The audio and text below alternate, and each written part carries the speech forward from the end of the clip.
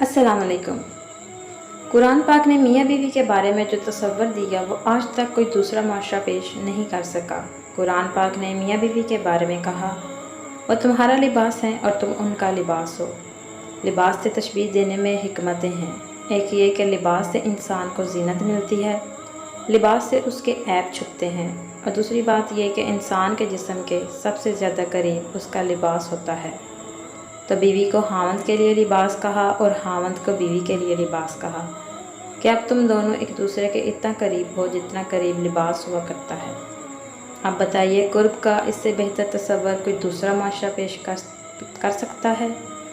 हज़रत आयशा रज़ियल्लाहु तआला अन्हा से रवायत है, वह नबी करीम सल्लल्लाहु अलैहि वसल्लम के साथ एक सफ़र में थीं।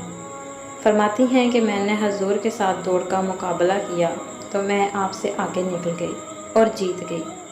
फिर जब मेरा जिस्म ज़रा भारी हो गया तो हमारा एक और मर्तबा मुकाबला हुआ, मगर इस बार आप सल्लल्लाहु अलैहि वसल्लम मुझसे जीत गए। आप सल्लल्लाहु अलैहि वसल्लम ने फरमाया, ये तुम्हारी उस जीत का बदला है। एक मरतबा आप सल्लल्लाहु अलैहि वसल्लम ने हज़रत फ़ातिमा रज़ियल्लाहु तआला अन्हा से फरमाया कि ए प्यारी बेटी, क्या तुम मुझसे मोहब्बत नहीं करोगी जिससे मैं मोहब्बत करता हूँ। हज़रत फ़ातिमा ने अर्ज़ किया, क्यों नहीं, यानी मैं भी उससे ज़रूर मोहब्बत करूँगी जिससे आपको मोहब्बत है। तो आपने फरमाया, सुनो, तुम इस आयशा से मोहब्बत करो। रसूल अकरम सल्लल्लाहु अलैहि वसल्लम को आखिरी वक्त में मसवाक चबा कर देने वाली हज़रत आयशा थीं, और जब आप दीगर अज़वाज के हुजरों में थे तो मर्ज़ के बावजूद दरियाफ्त फरमाते थे कि आज कौन सा दिन है। गोया आप हज़रत आयशा की बारी के दिन का इंतज़ार फरमा रहे हैं।